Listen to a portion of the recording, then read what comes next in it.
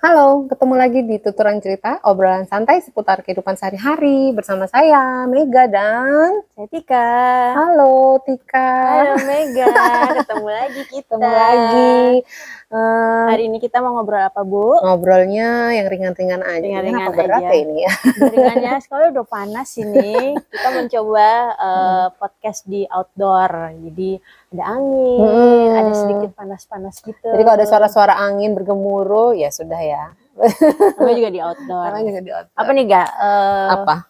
Kita membahas tentang roda kehidupan. Roda Yang kehidupan. terus bergulir Iya. di atas dan di bawah, di samping gitu. Jadi kayak apa ya? Saat kita enak nggak ya di atas, apa enak nggak di bawah?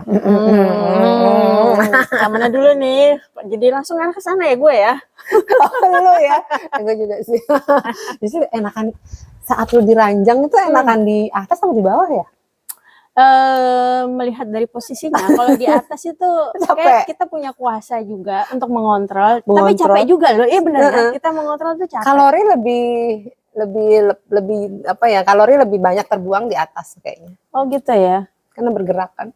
Oh iya. Kalau di iya. bawah kan terima aja gitu kan, nggak banyak ngeluarin tenaga gerakan begitu. Iya bener.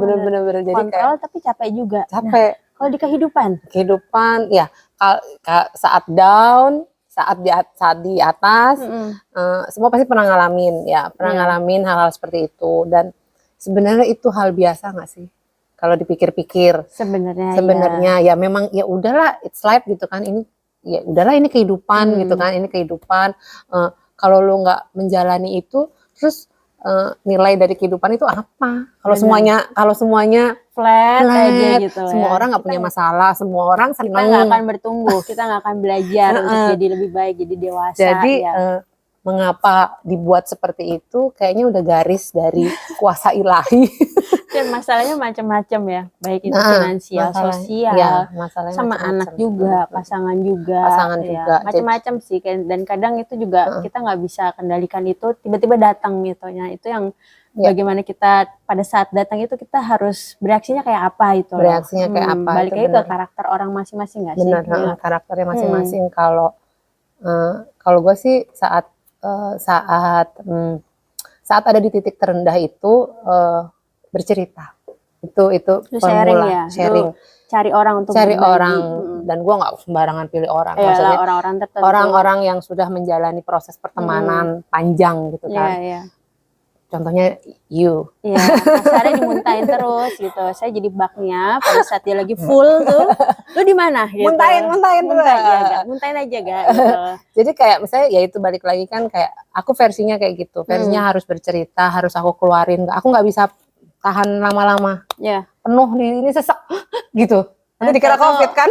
Iya. Padahal sesek sama masalah. Hati tuh, yang ada memperpendek usia kalau kayak gitu. Benar. Jadi kayak caraku kayak gitu sih. Kalau kamu kayak tapi itu ada abis dengan lu berbagi gitu, ada solusi yang lu temuin atau ya udah lewat doang? Sebenarnya gini, sebenarnya untuk melegakan. Kadang kan tergantung pembicaraannya ada memberi solusi. Sebenarnya gini ya, kalau lu sebagai sahabat atau teman itu, kita tuh maunya didengerin nggak sih? Iya. Kalau didengerin aja. Kan bener kan? Kayak cuma dengerin setiap gitu. Kasih manusia. waktu, minta waktu gitu kan, minta waktunya beberapa menit, dengerin, udah. Ya kalau dikasih solusi kalau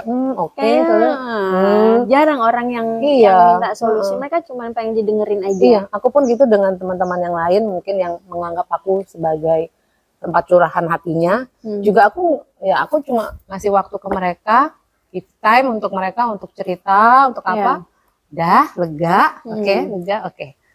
Mau solusi? Nggak usah. Kalau mau, gue kasih. Jadi gitu kita harus paham ya, kayak gitu. Setiap teman kita yang mau bercerita atau punya masalah, ini orang mau didengerin aja, atau emang mau dikasih solusi juga. Tapi emang kebanyakan solusi enggak sih? Solusi itu datang dari sebenarnya diri kita sih. Kayak kita gimana caranya ngatasi masalah itu, gitu kan. Nggak mungkin kan ngasih solusi itu semua didengerin juga kan nggak bisa. Iya sih, memang. Karena yang jalanin kan juga kita nggak tahu ya penerapannya bagaimana gitu. Kalau gue sih, gue orangnya diem, jadi lebih ke diem dulu, menarik diri dulu, jadi kayak nggak merespon tidur langsung gitu. Iya benar, dibawa tidur karena kayaknya ada orang yang cepat berlalu gitu dengan tidur. Ada orang yang ngabisin masalah itu misalnya udah jeruk gitu ya, selain sholat dan lain-lain gitu ya mungkin ya, tidur iya, karena kayaknya dengan tidur tuh ini udah berhenti, otak tuh berhenti, pikiran berhenti gitu loh. Nanti kalau udah bangun kayaknya ada deh tuh solusi yang nanti timbul pelan-pelan dipikirin lagi, ditarik benang merahnya. Iya. Nah itu balik lagi kayak saat lu di bawah jangan pernah lupa bahwa itu sebentar kok, itu sementara kok. Jadi kayak nggak mungkin maksudnya di titik terendah berada terus, di situ terus ya. Pasti naik dikit di titik tengah, di titik atasmu nantinya gitu. Jadi nah yang di atas juga kadang kita lupa ya, udah senang gitu ya. Iya, udah senang, udah wah nyaman semuanya, gitu. tau-tau bruk aja ke bawah, udah itu yang jadi disitulah orang akhirnya jadi stres, orang akhirnya jadi kayak depresi, efeknya macam-macam gitu loh. Nah, kayaknya untuk melihat itu kita ya belajar ya, tiap mungkin tambah usia, perjalanan masa hidup kita, dari situ kan kita banyak pembelajaran gitu loh. Dengan masalah yang sudah-sudah kita melihat, oh dulu gue mencari solusinya seperti ini, mungkin bisa dipakai itu formula-formulanya yang lu bilang itu kan gitu. Kadarnya juga beda sih ya, maksudnya saat kita ngerasa kita di atas juga, hey ada yang lebih di atas gitu kan, kalau terendah juga ada yang lebih terendah gitu kan. Ya balik lagi kayak kemampuan diri kita untuk gimana ya caranya ngadepin ini gitu kan. Orang pasti punya skill ya, punya kemampuan kayak yang menangis, yang mau pergi sebentar keluar, yang gimana sharing, kontrol, sharing gitu. Ngontrol aja sih, ngontrol yang ya kita mengontrol masalah itu ya, bukan masalah itu yang mengontrol kita. Kadang gitu. masalahnya yang kadang kita ngejelemet gitu kan. Iya. Makanya tidurlah, udah berhenti tuh mikirnya. Coba ya, gue mau coba nih besok kalau seandainya ya nggak mau, cuma seandainya akan berada di sisi itu, di sisi terendah itu, tidur coba kayaknya dengan tidur. Tapi kadang-kadang kayak gitu susah tidur juga gitu. Nah itu. Karena lebih menang pikiran tuh luar biasa gitu loh. Karena kalau kita nggak bisa ngendalin ya itu jadinya over. Kita nggak bisa melihat secara jernih gitu loh dari masalah yang sebenarnya mungkin sepele. Tapi karena pikirannya yang terus makin dalam akhirnya jadi masalah yang sebenarnya bisa diselesaikan cuman 1, 2, 3 step jadi banyak gitu loh, jadi berlapis-lapis gitu. Jadi dari hasil pikiran kita sih. Iya, benar. Jadi kayak apa ya, kayak sebenarnya masalah itu pasti ada, dinamikanya ada, gimana kita menstabilkan gitu loh keadaan-keadaan itu gitu kan. Ya itu balik lagi kalau gue bilang, kalau misalnya mau ditanya enak di bawah dan enak di atas, dua-duanya tuh sebenarnya enak loh kalau gue bilang. Kenapa enak? Karena apa?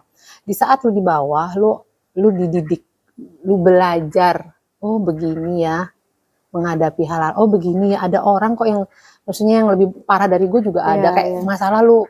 Kenapa gue dikasih masalah ini? Oh karena gue kuat gitu kan, karena Tuhan milih bahwa maksudnya kita kuat nih gitu. Tapi kita juga terlalu sombong, kadang ditegur dengan masalah, pada saat gitu. Kita di atas, dicobalah dengan masalah, karena kita lupa diri, kita sombong itu. Jadi saat pada saat kita juga di bawah, itu pembelajaran yang mungkin mempersiapkan nanti pada saat kita ada di atas gitu loh. Nggak ada sombong tuh, nggak ada jadi pelit misalnya gitu kan. Jadi saat di atas itu ya juga jangan terlena. Iya. Persiapkan diri besok. Kemungkinan besar itu ya namanya roda berputar, kita akan terus jalan ke bawah, ke atas. Kita nggak akan selamanya sih, maksudnya di posisi senang juga kita nggak akan selamanya. Ingat nggak sih waktu zaman SMA tuh gue jadi inget kayak ketawa nih ngakak-ngakak, wah gue mau nangis nih. Iya itu suka kayak gitu tuh, hati-hati lu mau nangis ya kan. Tapi kadang kejadian loh, ada yang karena meyakini gitu ya mungkin. Nah itu kayaknya udah di badan gitu. Kita tuh besok lu nangis nih. Iya kan? Karena kita ketawa nongkrong gitu ya nggak jelas. Wah kayak berlebihan gitu. Aku mau nangis nih gitu. Ada apa nih besok kayak gitu. Dari situ sih sebenarnya kita paham ya konsepnya. Harusnya nggak boleh kayak gitu, tetap positif sih sebenarnya. Iya. Apa nggak sih itu lebih ke kayak konsepnya kayak paham. Lu kalau udah senang nanti juga hati-hati lo, nanti lu nangis. Kayak menyadari sedini mungkin ya, jangan terlalu berlebihan ya sebenarnya itu. Kalau pasangan juga pasang surut sih ya. Iya kadang juga jenuh, bete-nya ada. Pasangan apa yang sudah menikah bertahun-tahun nggak mungkin juga happy terus gitu. Karena ini dua kepala yang berusaha disatukan buat misi sama visinya menjalani hidup gitu loh. Jadi kayak ada aja pastikan ya nggak cocok. benturan-benturan gitu. Itu. Nah, gimana nih kita menghadapinya? jangan cuman apa sih yang yaudah misalnya nggak cocok selesai atau pergi gitu aja. Sebenarnya nggak kayak gitu. Itu gitu kayak gini ya, kita perlu kewarasan pikiran kita. Seharusnya nggak seperti itu gitu kan. Jangan berlebihan juga. Mungkin nggak gampang ya menerapkannya ya. Kita ngomong gini buat orang-orang, buat teman-teman di luar sana berat. Masalahnya beda-beda.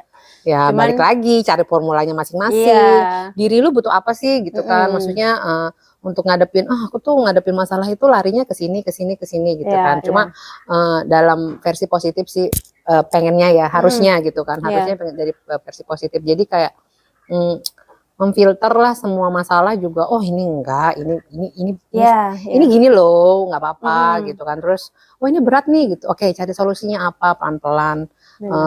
Sharing sama pasangan kita juga sebenarnya perlu banget gitu kan. Kayak kadang kita nggak tahu itu solusi dari luar yang ternyata menyelesaikan masalah gitu kan.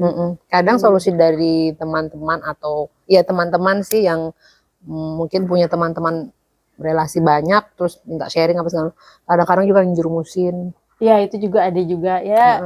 Pilih. Makanya kalau misalnya kalau aku sih sharing sama orang-orang yang memang sudah hafal, jangan sembarangan ya. Nggak sembarangan gitu kan, maksudnya karena nanti di saat musuhan sharingannya dibongkar. Waduh, udah deh itu bahaya. Tapi ternyata gini gitu. Tapi emang bener sih pilih-pilih, jangan ke semuanya kita sharing gitu loh. Iya dong, pilih-pilih. Bisa dipercaya orang namanya proses sakit hati. Iya, proses pertemanannya dilihat ya udah berapa tahun. Kadang temenan tahunan juga masih nggak cocok gitu kan. Iya. Kadang punya teman dekat juga tiba-tiba langsung cocok gitu juga ada sih. Ada aja juga, sih. Iya memang. Tapi lebih baik melewati prosesnya jadi kita mengenal. Berantem dulu. Benar, berantem bolak-balik. Jadi tahu baikan bolak-balik. Kalau misalnya lagi sakit hati mereka nggak akan ngomongin. Nggak dalam, nggak masuk banget gitu loh. Nggak ada dendam. Nggak gampang untuk menceritakan masalah temannya ke orang lain. Iya nggak sih? Jangan. Dia demi kebaikan. Mungkin kalau kita punya masalah, kita ngelihat kita pengen lebih baik nggak sih? Kita pengen nggak terus-terusan kayak terperosok ke masalah itu, karena efeknya juga kayak fisik kita kena, mental kita kena, jadi nggak bisa tidur. Udah jadi jelek deh. Nanti kayak lu kayaknya ya kayak. Iya. Aku nggak bisa tidur kalau kayak masih ada numpuk gitu ya. Mungkin karena ke jelek juga karena ke overthinkingan itu, jadi kayak ada apa gitu di kepala itu. Benar ya. Susah buat tidur. Jadi kan kayak gitu imbasnya ke lu nggak sih gitu kan, jadinya ke badan lu. Benar. Nah itu kan kayak diperluin ya, emang kita harus berpikir untuk ini nggak boleh berlama-lama kayak gitu kan, nggak boleh berlama-lama karena balik lagi ke kita yang kena gitu loh, kita sakit, kita jadi nggak happy gitu kan. Ya susah gitu sih kalau misalnya kayak happy versi orang juga susah lagi kan, maksudnya versinya beda-beda, terus susah lagi untuk caranya. Kadang orang tuh nggak bisa nemuin loh happinessnya sendiri-sendiri. Ya, itu katanya happiness itu murah sebenarnya. Ya. Kebahagiaan itu sebenarnya murah. Baik lagi karena dia punya ekspektasi happiness apa nih yang menurut dia itu bisa membahagiakan dia gitu loh. Kebanyakan ngeliat orang ya kadang membandingkan kayak dengan jalan-jalan ke luar negeri itu happiness gitu loh. Padahal juga mungkin kita cukup jalan-jalan sore, ngopi di mana gitu kan, itu happiness gitu. Ya itu bagi dia ya enggak, mungkin bagi orang itu udah happy banget tuh kayak gitu. Iya. Gue happy, gue juga kayak gitu tuh. Apa tuh? Meluangkan waktu, beli es kopi. Lebih ke diri kita ya, emang harus ke diri kita sih ya. Makan apa yang gue mau gitu. Ya udah happy tuh, pulang ke rumah udah, ayo masalah datang saya siap, iya nggak sih? Udah dibentengin gitu. Benar, udah bawa benteng. Udah ada dirilis sebagian gitu. Jadi kalau masalah tuh udah pasti ada. Pasti ada, nggak mungkin nggak ada, namanya hidup. Kalau nggak ada ya udah. Ya kalau nggak ada ya udah berarti kan udah selesai ya. Udah nggak ada udah selesai tuh. Kayak apa ya? Lu di dunia. Iya, kayak memang hidup ini memang penuh dengan masalah kan. Hidup gua penuh dengan masalah. Ya iya, lo masih hidup gitu. Iya. Ya udah pasti akan bertemu dengan masalah. Jadi kalau udah mati gimana kita menyikapinya aja sih. Udah gitu aja, belajar, banyak belajar mengontrol hati nggak sih gak gitu. Hati sama pikiran kita. Susah itu. Susah banget.